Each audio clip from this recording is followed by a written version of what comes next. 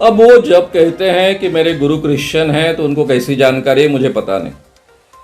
मेरे मेरे पहले गुरु तो है विनोबा भावे, दूसरे गुरु है आचार्य दादा धर्माधिकारी, तीसरे गुरु है जयप्रकाश नारायण, चौथे गुरु है मागो वैद्य, पांचवे गुरु है दिवा घुमरे। अब ये सब बातें, ये सब लोग अगर आपको क्रिश्चियन लगते हैं तो मुझे कोई प्रॉब्लम नहीं है।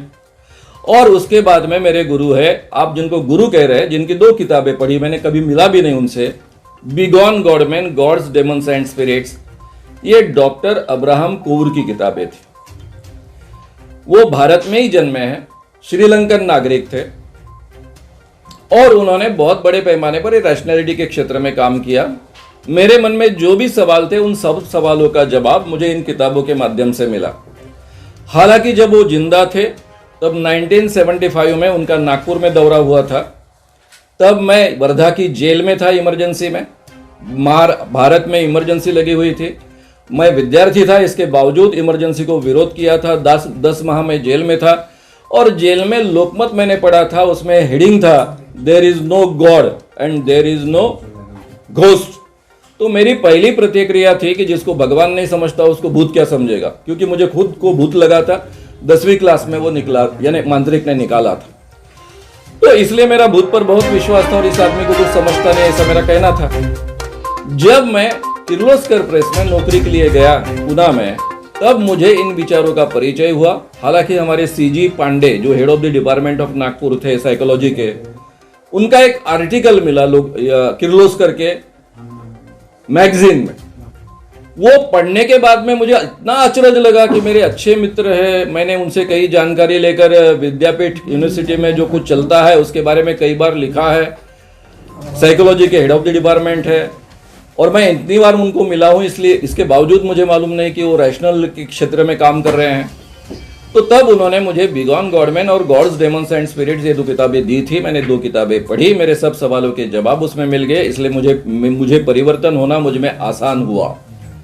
अब ऐसे कई गुरु आपके हो सकते हैं। अब गुरु ये क्रिश्चियन है इसलिए आप क्रिश्चियन हो, ऐसा अगर बोलते हो तो मैं ये सवाल आपसे कर सकता हूं, ये सब कैमरे कहां से आए? ये हिंदू लोगों ने तैयार किए है क्या? ये मोबाइल कहां से आया? हिंदू लोगों ने तैयार किए है क्या? ये सब विज्ञान ने जो तैयार किए उसमें मैक्सिमम विज्ञान ये क्रिश्चियनिटी जानने वाले लोगों ने तैयार किए। तो इसलिए हम इसको, ये क्रिश्चियन लोगों के कैमरे है, क्रिश्चियन लोगों के मोबाइल है, क्रिश्चियन लोगों के माइक है, ऐसा बोलते हैं क्या? विज्ञान ये यूनिवर्सल होता है, हर एक का होता है, वो किसी धर्म का नहीं होता है।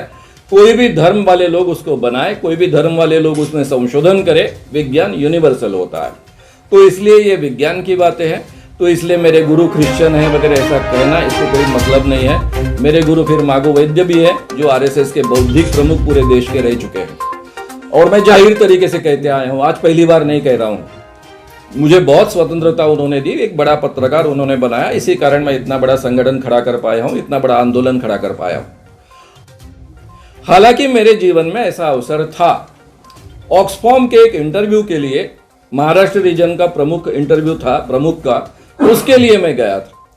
तब उन लोगों ने, सिलेक्शन करने वाले लोगों ने मुझसे कहा कि आपकी पूरी मनोवृत्ति एक सामाजिक काम करने वाले कार्यकर्ता की मनोवृत्ति है, आप ये ऑफिसर कर काम नहीं कर पाएंगे। हम आपको सुझाव देते हैं कि सामाजिक काम के लिए आप कोई भी प्रपोजल हमको दीजिए, कितने भी पैसे का प्रपोजल दीजिए, हम आपको बहुत अच्छा फंड मुहैया कराएंगे। ऑक्सफॉर्म बड़े पैमाने पर फंड मुहैया कराता है, आपको पता है। बाद में जब मैंने अखिल भारतीय अंधश्रद्धा निर्मूलन समिति के नाम से इस काम की जब दिसंबर में शुरुआत की 1982 में, तब मेरे दिमाग में आया था, नहीं आया था ऐसा नहीं आया था, लेकिन मैं ये काम करते करते शुरुआत में ही जो दौरा किया, उस दौरे में काफी झगड़े हुए। बी प्रेमानंद जी चमत्कार करते थे, उनके साथ में वो इंग्लिश में बोलते थे, उनका भाषांतर मैं मराठी में लोगों के सामने करता था। तब मेरे ध्यान में आया कि इस क्षेत्र में धार्मिक बातें बहुत अलग ढंग से चर्चित होती है। अगर मैं ऑक्सफॉर्म से या फिर किसी भी फॉरेन फंडिंग से फंड लूंगा तो इसका मतलब लोग ये निकालेंगे ये क्रिश्चियनों से पैसा ले रहा है और हिंदुओं के खिलाफ काम कर रहा है। इसलिए हमने पूरे 40 सालों तक भिखारी जैसा काम किया, जेब में से पैसे डाल डाल कर काम किया। मेरे किसी भी कार्यकर्ता को संगठन से पैसा मिलता नहीं है, कोई मानधन मिलता नहीं है। हर व्यक्ति को अपने जेब में से पैसे डाल डाल कर काम करना पड़ता है। 40 सालों से हम इस ढंग से काम कर रहे हैं, लेकिन आज तक एक भी पैसा फॉरेन फंडिंग से नहीं लिया, ना ही गवर्नमेंट से लिया। महाराष्ट्र गवर्नमेंट से 2 बार अपवाद, एक बार 25,000 रुपए और एक बार 50,000 रुपए डोनेशन एक कार्यक्रम के लिए, दूसरे कार्यक्रम के लिए, ऐसे 2 कार्यक्रम के लिए हमको मिले हैं। इतना ही नहीं तो जब ये कानून बना, जादू टोना विरोधी कानून, ये कानून बनने के बाद अजित पवार जी उप मुख्यमंत्री थे, अर्थ मंत्री थे, उन्होंने 16.5 करोड़ रुपए, 16.5 करोड़ रुपए जादू टोना विरोधी कानून के प्रचार प्रसार के लिए अखिल भारतीय अंधश्रद्धा निर्मूलन समिति को सैंक्शन किए। लेकिन तभी मैंने कहा कि मैं समिति के लिए स्वीकारूंगा नहीं, सामाजिक न्याय विभाग के माध्यम से ही हम काम करेंगे और उसी के माध्यम से ही खर्चा करेंगे। इस साल 22 करोड़ रुपए का सैंक्शन है जादू टोना विरोधी कायदा प्रचार प्रसार अंमलबजावनी समिति के लिए। ये सरकार के ही पास पैसा है, सरकार के ही माध्यम से वो खर्च होता है। ये बात अलग है कि काम की बहुत स्पीडीली शुरुआत हो चुकी थी, लेकिन सरकार बदल गई, तब से ये काम पूरी तरह से ठप है और 22 करोड़ रुपए वहीं के वहीं पड़े हैं। तो कहने का मतलब ऐसा है कि मैं कोई भी फॉरेन फंडिंग तो लेता ही नहीं हूं, लेकिन गवर्नमेंट फंडिंग भी मेरे अंधविश्वास के काम के लिए आज तक लेते नहीं आया हूं। उसके पीछे का एकमात्र कारण है कि गवर्नमेंट फंडिंग की जो शर्तें होती है वो मुझे अमल में लाना, मैं जाहिर तरीके से बोल नहीं सकता हूं, मेरे लिए संभव नहीं, क्योंकि मैं भ्रष्टाचारी विरोधी आंदोलन से आया हूं जयप्रकाश नारायण के, इसलिए मेरे लिए संभव नहीं होता। फॉरेन फंडिंग में ऐसी कोई गड़बड़ियां नहीं होती है, लेकिन फॉरेन फंडिंग अगर लेता हूं तो फिर ये आरोप होता है कि आप क्रिश्चियनों से पैसा ले रहे हो, इसलिए मैं कभी फॉरेन फंडिंग में मैंने नहीं लिया। और जो भी काम करता हूं वो गवर्नमेंट के ही पैसे से, गवर्नमेंट के ही माध्यम से करता हूं, इसलिए पैसों के बारे में तो आप मुझे बिल्कुल ही बोल नहीं सकते और दोष नहीं दे सकते। सभी हिसाब आपके सामने उपलब्ध है, कभी भी आप देख सकते हो। रहा सवाल अभी यहां पर हम काम कैसे चलाते, मैंने पहले ही कहा कि हम जेब से डाल डाल कर काम करते। अभी जो परसों का 18 तारीख का कार्यक्रम हुआ, हमारे सामने सवाल था कि 50-60 हजार का खर्चा कैसा करेंगे। तुरंत हर एक ने अपने अपने जेब में से 1,000, 2,000, 1,000, 2,000 निकाल के दिए और ये प्रॉब्लम सॉल्व कर दिया। हालांकि मेरी कमाई अभी पूरी तरह से बंद है, 100% बंद है। पर्सनालिटी डेवलपमेंट के वर्कशॉप वगैरह मैं नहीं चला रहा हूं, इसके बावजूद मैंने भी 2,000 रुपए उसमें डाले। तो हम सब लोग जेब में से पैसा डाल डाल कर काम करते हैं, इसलिए ये आरोप कृपया हम पर कोई ना करे। रहा सवाल हिंदुओं के खिलाफ मैं काम कर रहा हूं, मैं तो खुद कहता हूं कि मैं सनातनी हिंदू, मैं नहीं हूं तो मुझे सिद्ध कर कर बताइए।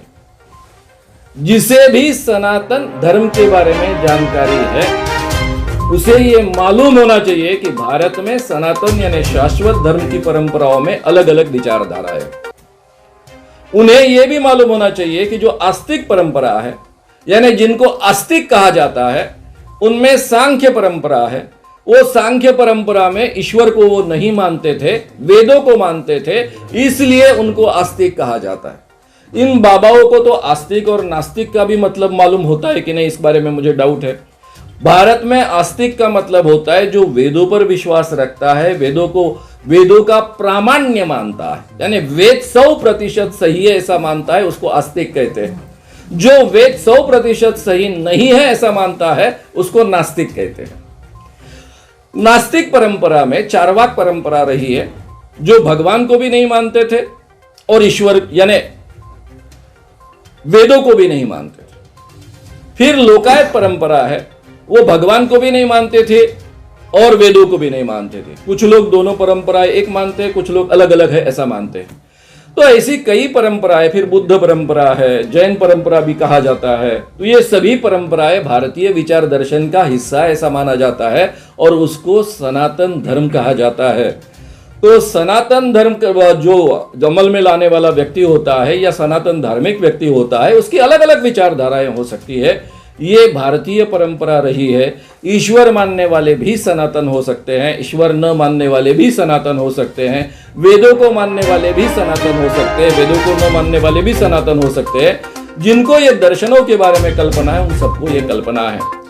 ये शाश्वत धर्म की जो कल्पना है, उसका उद्देश्य एकमात्र बार बार कहा गया है, वो यानी सत्य की खोज करना। और जो सत्य मिले उसे स्वीकारना। और सत्य की खोज मैं कर रहा हूं। एक जमाने में मैं बाबा के चमत्कारों पर विश्वास रखता था, भूत पर विश्वास रखता था, मुझे खुद लगा था, मंत्र तंत्र जादू टोना पर विश्वास रखता था, और मेरी सत्य की खोज की प्रक्रिया में से ये सब बातें झूठी है, ये बार बार साबित होते गया। इसलिए मैं उसको स्वीकारते गया, और इसलिए आगे चलकर मैं चैलेंज देता हूं कि भाई आप में चमत्कार करने का सामर्थ्य है तो एक बार वैज्ञानिक कसौटी के आधार पर आप सिद्ध कीजिए, सीधे सीधे हमारे प्राइस को प्राप्त कीजिए। लेकिन प्राइस को प्राप्त करना ये महत्व की बात नहीं है, वैज्ञानिक कसौटी के आधार पर आप सिद्ध कर देंगे तो मैं भी उसको स्वीकार लूंगा सहर्ष, और चमत्कार होते ये सत्य को मानना शुरू कर दूंगा। तो इसलिए मैं सत्य शोधन करने वाला सही व्यक्ति हूं, ऐसा मैं अपने आप को मानता हूं। इसलिए मैं हमेशा कहता हूं कि मैं सनातनी धार्मिक व्यक्ति हूं। अब इस बारे में अगर किसी को ऑब्जेक्शन होगा तो अपना ऑब्जेक्शन उठाते रहे, मुझे कोई प्रॉब्लम नहीं। और मैं कभी धर्म के खिलाफ बात नहीं करता हूं। आज तक मैंने धर्म के खिलाफ बात नहीं की, आज तक मैंने भगवान के खिलाफ बात नहीं की। केवल धर्म और भगवान के नाम पर लोगों को जो लोग ठगते हैं उनके खिलाफ मैं बात करता हूं। इतना ही नहीं तो धीरेन्द्र महाराज, धीरेन्द्र कृष्ण जी महाराज, इनके भक्तों के बारे में भी मैंने कोई अपशब्द नहीं। उन्होंने मुझे गालियां दी तो भी मैंने कहा कि ठीक है भाई, इनके लिए तो मैं काम कर रहा हूं। ये कम से कम गालियां देने के बहाने सोचने लग गए, तो इसका मतलब जो मेरा काम था वो काम शुरू हो गया। इस ढंग की मैं बात करता हूं क्योंकि उनकी भावनाओं का मैं आदर करता हूं, उनकी श्रद्धा का मैं आदर करता हूं, उनके भक्ति का आदर करता हूं। और ये भक्त लोग प्रामाणिक होते हैं, मुझे पता है। लेकिन बाबा प्रामाणिक है क्या? इसीलिए तो आह्वान दे रहे हैं ना भाई, ये फ्रॉड एंड प्रूफ कंडीशंस के अंदर आप नागपुर में आइए। ये चुनौती भक्तों के सामने नहीं हो सकती है। आपने नागपुर में क्या किया? 7-8 जनवरी में जो दरबार आपका लगा, आपने ही खुद वीडियो का प्रसारण किया है। बागेश्वर धाम सरकार का दिव्य दरबार जनवरी 2023 सुबह 9 बजे से 2 घंटे 58 मिनट का ये वीडियो है। इसमें एक शुरुआत में ही हिस्सा है जो करीबन 1 मिनट 40 सेकंड से 1 मिनट 56 सेकंड तक है। एक भक्त को पहले वो पूछते, तुम्हारे पिताजी का नाम क्या है? थोड़ी देर बाद महाराज कहते, तुम्हारे पिताजी का नाम शंकरलाल है? कहो, फोन कहो, माइक पर कहो, नहीं तो तुम्हारे सब कांड उजागर कर देंगे। बेचारा डर के मारे कह देता है, डर के मारे बोलिए, भक्ति के मारे में बोलिए, हाँ मेरे पिताजी का नाम शंकरलाल है। महाराज इस ढंग से आभास निर्माण करते हैं कि उन्होंने अपनी दिव्य शक्ति से शंकरलाल नाम इनके पिताजी का पहचान लिया। खुद तुमने ही पूछा, माइक पर रिकॉर्ड हुआ है, वीडियो पर उपलब्ध है। ये ऐसी अगर दिव्य शक्ति के प्रयोग करेंगे तो अब मैं आपसे सवाल पूछ रहा हूं, आप सब पत्रकार हो, सामने 50-60 हजार की भीड़ है भक्तों की। आप उनके सामने ये कह पाओगे, महाराज अभी तो आपने पूछा था भक्त का नाम, भक्त के पिताजी का नाम, आपने भक्त का पिताजी का नाम पूछा और जबरदस्ती उसे कहलवा रहे हो, ये आप झूठ कर रहे हो, ये कह पाएंगे हम? कहेंगे तो लॉ एंड ऑर्डर की सिचुएशंस क्रिएट हो जाएगी, क्योंकि भक्तों की भावनाओं का क्या हो जाएगा, कितनी आहत हो जाएगी। क्योंकि उनके लिए महाराज महाराज नहीं होते, भगवान होते हैं प्रत्यक्ष। वो भगवान जैसी श्रद्धा रखते हैं उन पर। इसलिए उस वातावरण में ये कसौटी पर तौला नहीं जा सकता, ये चुनौती पारित नहीं की जा सकती। ये चुनौती साइंटिफिक सिचुएशन में ही पारित की जाएगी, साइंटिफिक प्रक्रिया के आधार पर पारित की जाएगी। इसलिए मैंने लिखित फॉर्म में ये सब पत्रकारों के सामने दिए थे, उसकी शर्तें रखी थी कि भाई आपका दावा है कि आप व्यक्ति का नाम जान सकते हैं, उनके पिताजी का नाम जान सकते हैं, उनके उम्र जान सकते हैं, साथ में उनके मोबाइल नंबर जान सकते हैं, और भक्तों के घर में कौन से अलमारी में क्या चीज रखी है जान सकते हैं। ये सिद्ध करने के लिए आगे आई। इसको इंट्यूशन कहते हैं, इसको टेलीपैथी कहते हैं, और कहीं भी जाकर देख के आना इसको क्लेरोवेंस कहते हैं। पूरे दुनिया में आज तक ये बातें सिद्ध नहीं हुई है, इसलिए आप इसको सिद्ध करने के लिए आगे आइए। नागपुर में ये प्रयोग कंडक्ट किया जाएगा, सारे नागपुर के पत्रकारों के सामने इसको कंडक्ट किया जाएगा।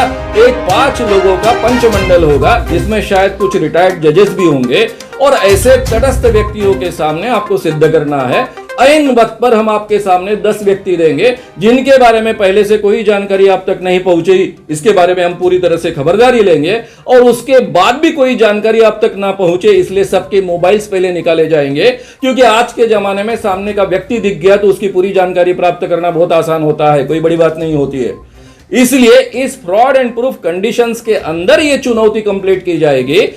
आपको उन 10 व्यक्तियों के नाम, उनके पिताजी का नाम, उनकी उम्र, मोबाइल नंबर्स कहने हैं, और बाजू के रूम में जहां ये कंडक्ट किया जाएगा, शायद पत्रकार भवन में कंडक्ट किया जाएगा, उसके साथ के रूम में 10 चीजें रखी जाएगी जिसका वीडियो रिकॉर्डिंग बाकायदा होगा। वो 10 चीजें आप पहचानिए।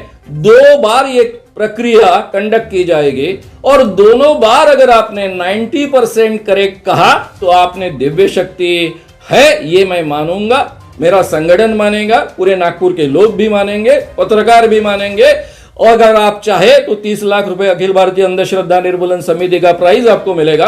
अगर आपको प्राइज नहीं चाहिए क्योंकि आपके पास बहुत पैसे हैं, मुझे पता है, तो इसलिए आप केवल दिव्य शक्ति सिद्ध करने के लिए नागपुर में आइए और फ्रॉड एंड प्रूफ कंडीशंस के अंदर उस मर्यादा में रहकर आप तक कोई भी जानकारी दूसरे मार्ग से ना पहुंचे, केवल दिव्य शक्ति से ही आप जान पाए, इस ढंग के वातावरण में आप सिद्ध कर बताए।